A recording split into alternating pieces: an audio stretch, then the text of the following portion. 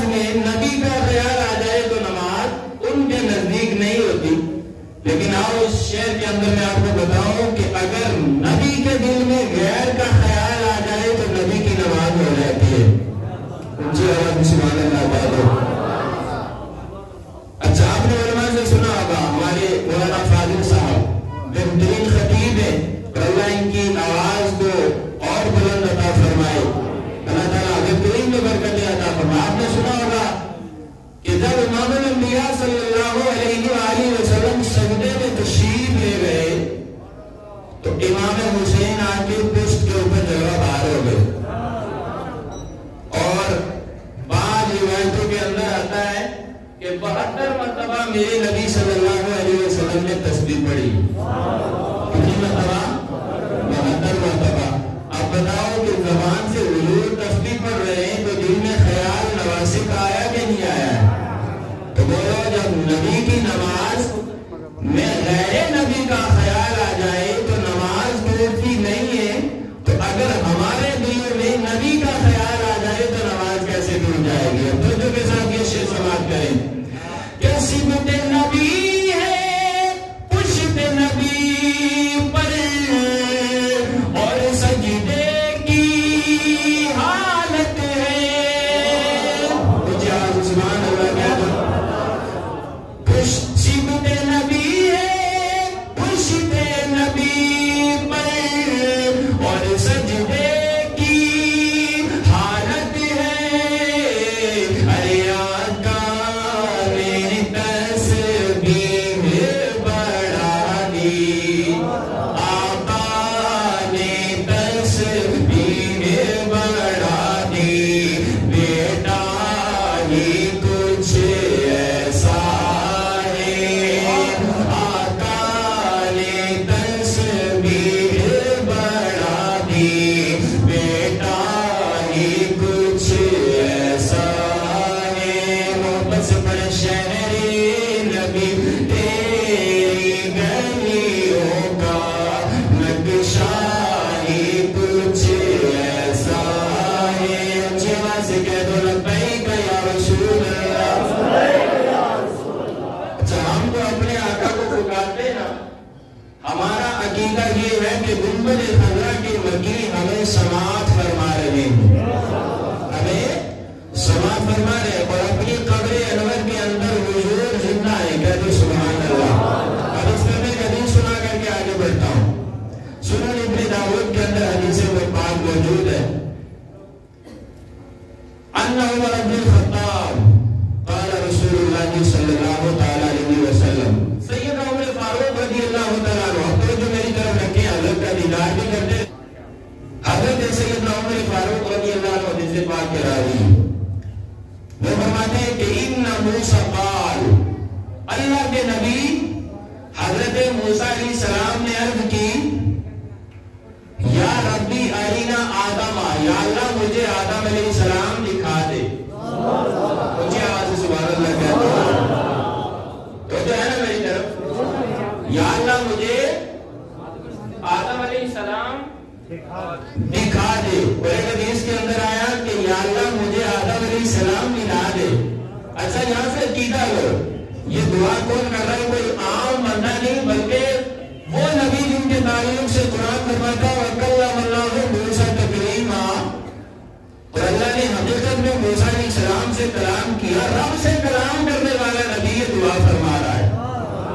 اب موسیٰ علیہ السلام کا دعا فرمانا اس بات یہ عقیدہ ہمیں ملا ہے اور آپ نے عقیدہ دیا ہے. موسیٰ علیہ السلام نے موسیٰ علیہ السلام جو دعا فرما رہے ہیں نا. اب دیکھو بھئی ایک بندہ دنیا میں ہے زندہ ہے اور ایک کو قبر میں تشریف لے گئے ہوئے صدیاں گزر چکی ہے. تو گویا موسیٰ علیہ السلام کا یہ عقیدہ ہے کہ صدیاں گزر جانے کے بعد بھی آدم علیہ السلام قبر میں زندہ ہے. تو جب آدم زندہ ہے تو آدم کا بھی جو نبی ہے میرا اور آپ کا نبی مکین گنبد خضرا نبیوں کا سلطان آمینہ کا لال حسنین کا نانا بھی اپنے مزار اطہر کے اندر زندہ ہو کر منڈی والوں کا ذکر سماعت فرما رہا ہے. یا رب ارینی آدم. یا اللہ مجھے آدم علیہ السلام ملا دے. اب آگے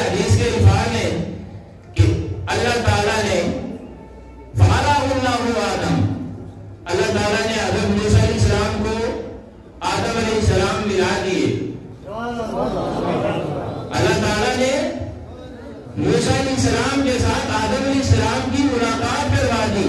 اب یہ ابو داؤد کے اندر حدیث موجود ہے, بخاری مسلم میں بھی ہے, مگر اس کی تفسیر جو ہے یہ ڈیٹیل کے ساتھ ابو داؤد کے اندر موجود ہے. حضرت عمر فاروق اس کے راوی ہے, فرماتے ہیں کہ فَأَرَاهُ اللَّهُ آدَمُ, اللہ تعالیٰ نے حضرت موسیٰ علیہ السلام کے ساتھ آدم علیہ السلام کی ملاقات کروا دی. اب جب ملاقات ہوئی تو بات سنو, خدا کی قسم جب یہ حدیث ہم پڑھتے ہیں سنتے ہیں تو ایمان تازہ ہو جاتا ہے, بڑا مزہ آتا ہے. آپ بچن کر کہہ دو یا رسول اللہ.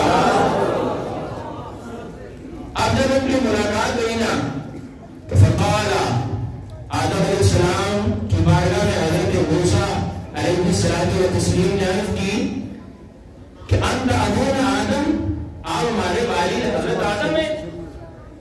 حضرت آدم علیہ السلام نے فرمایا فقال له آدم نعم, میرا بھی نام آدم علیہ السلام اور میری آدم ہو. فرمایا وہی آدم جن کو اللہ تعالیٰ نے اپنے دست قدرت سے بنایا اور پھر اپنی روح مبارک کو آپ کے اندر پھونکا, پھر فرشتوں کو حکم دیا میرے آدم کو سجدہ کرو, وہی مسجود ملائکہ, وہی آدم علیہ السلام. حضرت آدم علیہ السلام نے عرض کی ہاں میں تو وہی آدم ہوں, لیکن من اندر تو کون ہے؟ حضرت موسیٰ علیہ السلام نے عرض کی انا موسیٰ ابن موسیٰ. فرمایا قال انت نبی بنی اسرائیل, وہ موسیٰ وہ نبی جو بنی اسرائیل کی طرف نبی بن کر آیا, اور وہ موسیٰ کے جس کے ساتھ رب حجاب میں سے چھپ چھپ کے اسے پردے میں کلام بھی فرماتا ہے. بولو یا اونچی آواز سے بولو سبحان اللہ. آدم علیہ السلام قبر سے آئے چل کر کے, لیکن اللہ نے یہ مقام عطا فرمایا ہے, یہ مرتبہ عطا فرمایا ہے کہ وہ جانتے ہیں کہ کون نبی اس وقت کہاں ہے, کہاں تبلیغ کر رہا ہے, اور اللہ تعالیٰ نے ان کو کیا کیا شانیں عطا فرمائی ہوئی ہیں.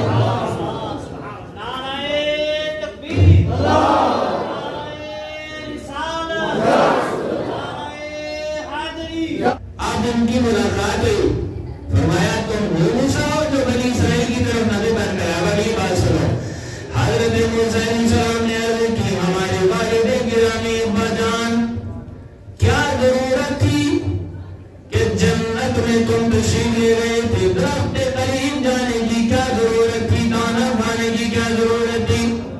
اگر نہ گئے ہوتے آج آپ بھی جنت میں ہوتے, ہم بھی جنت میں ہوتے, آپ اپنے آپ کو بھی جنت سے نکال دیا, ہمیں بھی نکال دیا.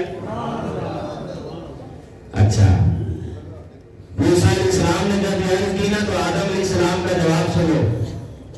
حضور فرماتے حضرت آدم علیہ السلام نے جواب دیا, فرمایا موسیٰ مجھے یہ بتاؤ کہ میری پیدائش سے پہلے اللہ تعالیٰ نے لوح محفوظ پر اپنی کتاب میں, کتاب سے بڑا لوح محفوظ پر یہ لکھ نہیں دیا تھا تقدیر کے اندر کہ میں ایک آدم بناؤں گا, پھر اسے جنت میں بٹھاؤں گا, پھر وہ درخت قریب جائے گا, پھر دانا کھائے گا, پھر میں اس کو زمین پر اتاروں گا, پھر اولاد ہوگی, دنیا آباد ہوگی.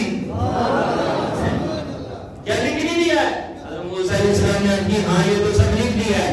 پھر حضرت آدم علیہ السلام نے فرمایا کہ پھر رب کے اس نظام کو لے کر موسیٰ مجھ پہ ملامت کیوں کر رہا ہے؟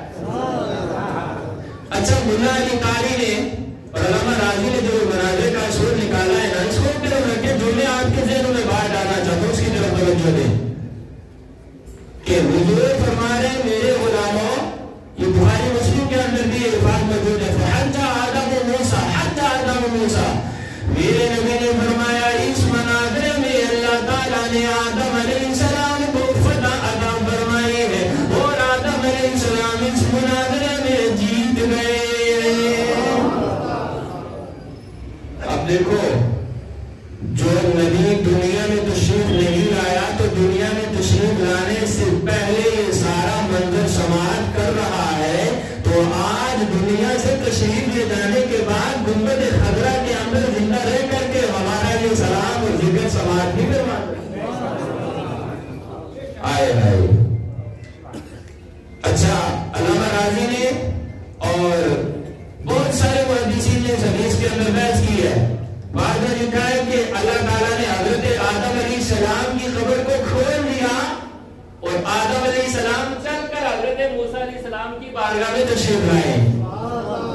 اور بعد میں لکھا ہے کہ موسیٰ علیہ السلام قبر آدم پر تشریف لے گئے اور اللہ تعالیٰ نے آدم علیہ السلام اپنی قبر کو کھول دیا تو ان کے درمیان ملاقات بھی ہوئی، تکرار بھی ہوئی، بحث بھی ہوئی، ملاقات بھی ہوئی، اور میرے آقا یہ سارا منظر اپنی آنکھوں سے دیکھ بھی رہے تھے اور اپنے کانوں سے سماعت بھی فرما رہے تھے۔ میرے نبی نے فرمایا میرے صحابہ، میرے غلاموں، نتیجہ میں بیان کر دیتا ہوں کہ اس مناظرے میں اللہ تعالیٰ نے آدم علیہ السلام کو فتح عطا فرمائی ہے اور آدم علیہ السلام اس مناظرے میں جیت گئے ہیں۔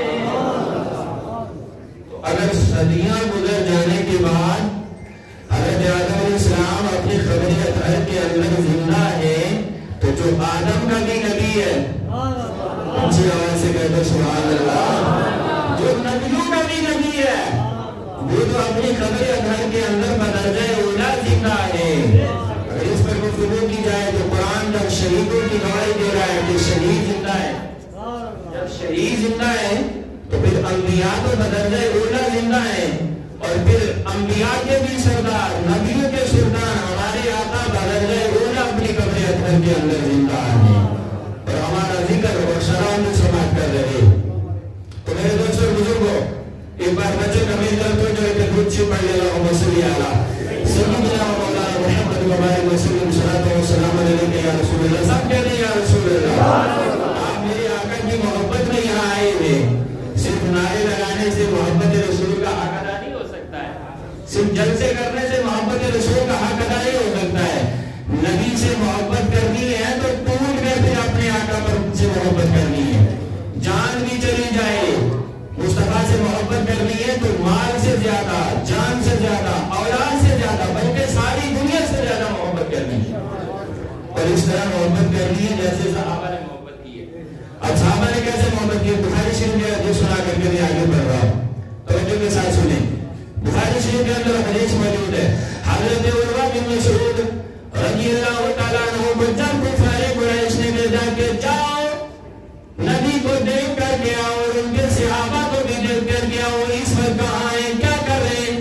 اب عروہ بن مسعود جب مدینے گیا تو جا کر کے صحابہ کو دیکھا، مدینے گیا صحابہ کے جناب والا بادشاہ کو، امام الانبیاء کو دیکھا تو واپس آ کے کہنے لگا میرا دل اٹھ گیا ہے، میں نے کیسر کو بھی دیکھا ہے، کسرا کو بھی دیکھا ہے، میں نے بہت کچھ دیکھا ہے، لیکن خدا کی قسم عروہ بن مسعود کہنے لگا جب سے مدینہ دیکھا ہے، اس نبی کو دیکھا ہے، اس کے صحابہ کو دیکھا ہے، میرے دل کی دنیا بدل گئی ہے۔ عروہ بن مسعود نے کیا دیکھا؟ کیسر کو دیکھا، کسرا کی کرسیوں کو دیکھا، تمہیں حدیبیہ کے پتوں میں وہاں کیا نظر آ گیا؟ اس نے جو بات کہی نا مگر توجہ کے ساتھ سننا، دل کی تختی پر لکھ کر کے لے جانا کہ محبت رسول کس چیز کو کہتے ہیں، اونچی آواز سے کہتے ہیں یا رسول اللہ۔ عروہ بن مسعود کہنے لگا میں نے کیا دیکھا ہے؟ میں نے یہ دیکھا ہے کہ دنیا کے کسی بادشاہ کی بھی اس کے سپاہی، اس کے غلام ایسی تعظیم نہیں کرتے ہیں جو محمد عربی کی تعظیم ان کے صحابہ کو کرتے ہوئے میں نے دیکھا ہے۔ کہا کیا دیکھا؟ آئے آئے اس نے جو پہلی بات کہی نا حضرت، اس نے کہا میں نے یہ دیکھا ہے کہ جب یہ نبی اپنی زبان مبارک سے تھوک نکالتے ہیں تو صحابہ یہ تھوکے مبارک زمین پر گرنے نہیں دیتے، اپنے ہاتھوں پر اٹھا لیتے ہیں۔ کیا کرتے ہیں؟ بولے ہاتھوں پر اٹھا لیتے ہیں۔ اب اٹھا کے کرتے کیا ہیں؟ کپڑے کے ساتھ صاف نہیں کر دیتے۔ عروہ بن مسعود کہتے ہیں وجہہ وجلدہ، جس کو بھی آمینہ کے لال کا مبارک لعاب دہن ملتا ہے وہ جناب والا ہاتھوں پر اٹھا کر وجلدہ اپنے چہرے پر مل لیتے ہیں، جناب والا وجہ چہرے پر مل لیتے ہیں، وجلدہ جس کو بھی نصیب ہوتا ہے اپنے جسم کے ساتھ مل لیا کرتا ہے۔ اب اس کو تھوک کے نبی، یہ بڑی بے ادبی ہے، تھوک نہیں میرے نبی کا لعاب دہن، سب کہتے سبحان اللہ۔ ارے میرے نبی کا لعاب دہن کوئی عام تھوک نہیں ہے، بلکہ یہ میرے نبی کا وہ لعاب دہن ہے جو وحی الہی کی خوشبو ہے، کہتے سبحان اللہ۔ میرے نبی کا لعاب دہن منبع ایمان ہے، میرے نبی کا لعاب دہن جو ہے اللہ اکبر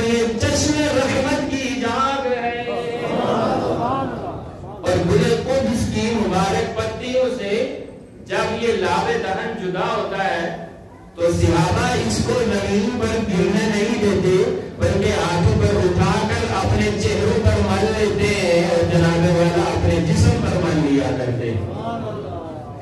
اب آج کے کسی دارالعلوم کے شیخ الحدیث کو ایک طرف کھڑا کر دو نا اور دوسری طرف کسی سنی کو جس کو بسم اللہ الرحمن الرحیم کی نہ آتی ہو نا, دونوں کو کھڑا کر دو.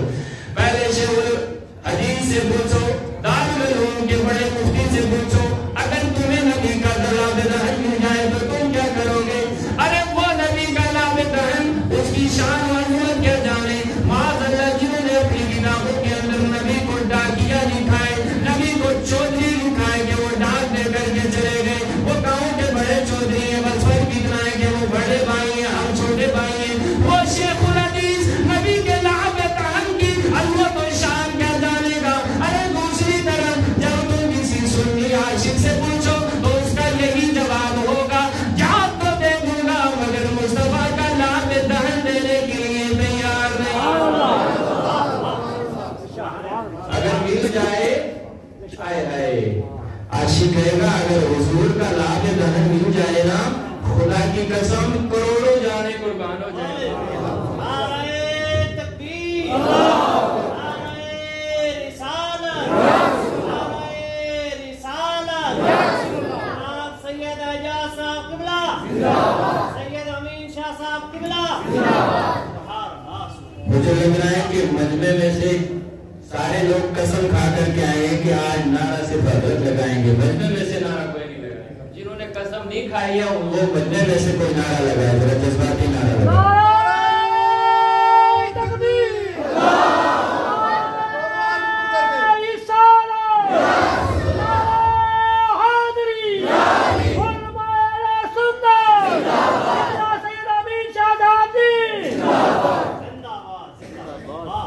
اچھا حضرت, یہ جو نبی کریم کے سامنے بیٹھے ہوئے صحابہ ہے نا, یہ کوئی مکے کے بدو نہیں ہے, یہ کوئی انپڑھ نہیں ہے, یہ کوئی عام نہیں ہے, بلکہ سامنے بیٹھے ہوئے صدیق و فاروق ہیں, سامنے بیٹھے ہوئے عثمان و حیدر ہیں, سامنے بیٹھے ہوئے طلحہ و زبیر ہیں, سامنے بیٹھے ہوئے سعد و سعید ہیں, رضوان اللہ علیہم اجمعین. تو بڑے جلیل القدر صحابہ ہیں. اب انہوں نے ہمیں یہ عقیدہ دیا ہے کہ صدیوں بعد آنے والوں ذرا ہوش سے کام لینا, نبی سے محبت ایسے کرنا جیسے حدیبیہ والوں نے کر کے دکھائی ہے. عائشہ کہتا ہے کہ یہ تو طیبہ کی محبت کا اثر ہے, ورنہ کون روتا ہے لپٹ کر در و دیوار کے ساتھ. تو آپ اگر وقت اتنا نہیں ہے کہ میں اس گفتگو کو اور آگے بڑھاؤں, قرآن مقدس کی جس آیت کریمہ کو میں نے تلاوت کیا اس کا ترجمہ سن لیں. اللہ رب العزت ارشاد فرماتا ہے, یا ایھا الذین, اے ایمان والو. کسے پکارا ہے؟ ایمان والوں کو. اب قرآن میں جتنے بھی احکام اللہ تعالیٰ نے ہمارے اوپر نافذ کیے ہیں نا, یہ ایمان والوں کے لیے, بے ایمانوں کے لیے نہیں ہے, ایمان والوں کے لیے. آپ ایمان والا ہے کون ہے؟ آج ہر شخص کہتا ہے میں ایماندار ہوں, ہر شخص کہتا ہے کہ میں ایمان والا ہوں, لیکن آپ دیکھیں ایمان والا ہے کون ہے. تو قرآن نے ایک مقام پر فرمایا قل ان کنتم تحبون اللہ, اے محبوب آپ اعلان فرما دو کہ اے لوگوں اگر تم اللہ سے محبت کرنا چاہتے ہو فاتبعونی, محمد عربی کی تابعداری کرو. اونچی آواز سے کسی نے ہاتھ اٹھا کر کہہ دو محمد عربی کی تابعداری کرو, فرما برداری کرو, حضور کے پیچھے پیچھے چلو. اگر حضور کی فرما برداری کریں گے, حضور سے محبت کریں گے, حضور کی تابعداری کریں گے تو کیا ہوگا؟ اللہ آگے فرماتا ہے یحببکم اللہ, پھر اللہ تم سے محبت فرمائے گا. ویغفر لکم ذنوبکم واللہ غفور رحیم, اور اللہ تمہارے سارے گناہ معاف فرما دے گا. حضور سے محبت کریں گے تو ایمان والا وہ ہے جو جان مال اولاد سے ساری دنیا سے زیادہ حضور سے محبت کرنے والا. اور پھر حدیث کے الفاظ میں مختصر اختصار کے ساتھ آگے گزر رہا ہوں. حضور نے فرمایا تم میں سے کوئی مومن نہیں ہو سکتا جب تک کہ وہ اپنی جان سے زیادہ, مال سے زیادہ, اولاد سے زیادہ, ساری دنیا کے لوگوں سے زیادہ محمد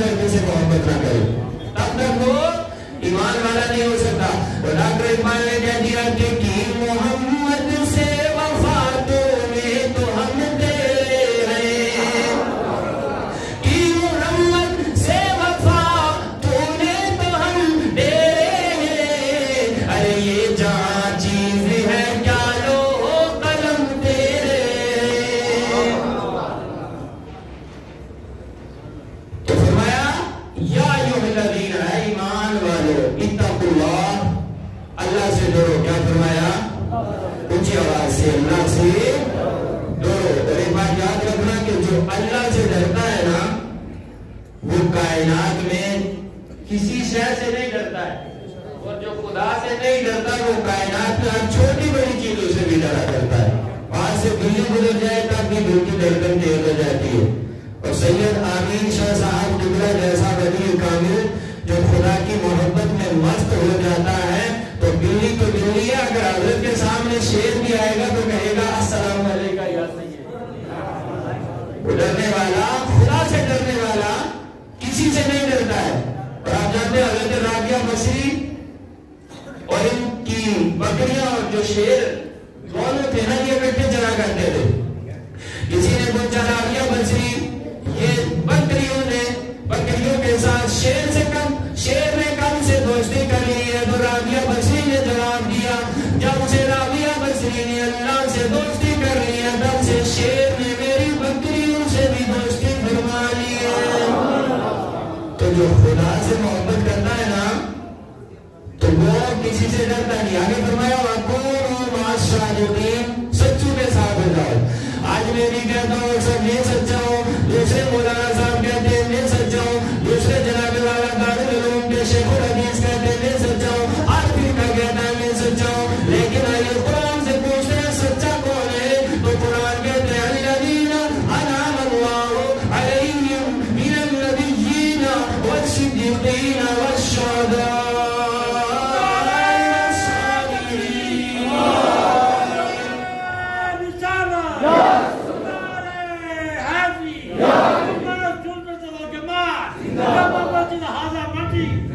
سچے لوگ نبیین، صدیقین، شہداء، صالحین اور جناب والا محدثین کرام فرماتے، مفسرین فرماتے کہ صالحین سے مراد اللہ کے ولی ہیں۔ صالحین سے مراد اللہ والے، اور اللہ کے لیے جانے سے تو اللہ نہ ملے مگر یہ اللہ والے ہیں جو اللہ سے ملا دیتے ہیں۔ سید امین شاہ صاحب کے ہاتھوں کو چوم کر قدم نوشی کرو گے جب تو یہ دعا فرمانے لے یا